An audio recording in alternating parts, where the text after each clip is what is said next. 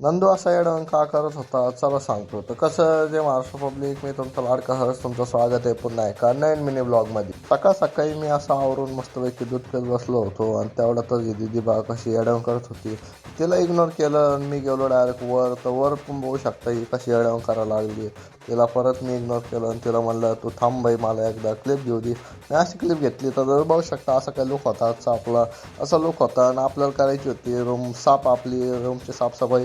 त्यामुळं मी मम्मीला सगळं सामान काढून दिलं बाहेर आणि मी पण आलो बाहेर. म्हणलं साफसफाई करताना आपलं तोंडात धुवं जाईल, त्यामुळे बाहेर आलो. तर दीदी बघू शकता तुम्ही तिच्या क्लिप घ्यायसाठी कसं येडावून करत होती. तिने त्या मिनी ब्लॉगसाठी क्लिप घेतली, तेवढ्यात आपली रूम रेडी झाली. मी सगळं सामान आणून ठेवलं, अशा खतरनाक प्रकारे रूम आपली रेडी झाली. तुम्ही बघू शकता किती भारी प्रकारे रूम रेडी केली. त्यानंतर दीदी करत बसली होती तिचा ब्लॉग एडिट. तर मी क्लिप घेतली. त्यानंतर मी निघलो होतो आपलं रामनगरला जायला, कारण की मला जायचं होतं मेडिकलमध्ये गोळी घ्यायला. अशा प्रकारे मी एक गोळी घेतली मेडिकलमधून. परत दुसऱ्या मेडिकलला गेलो, तिथं पण अशी खतरनाक गोळी घेतली मी. तिथून गोळी घेऊन आपण निघलो होतो डायरेक्ट आपल्या घराकडे जायसाठी. घराकडे गेलो तेवढ्यात आपल्या कृष्णाबाईचा फोन आला की आपल्याला डेकोरेशन करायचं एक ठिकाणी. त्यामुळं आम्ही गेलो एक ठिकाणचं डेकोरेशन काढायला, म्हणजे हळदीचं डेकोरेशन काढायला गेलो होतो.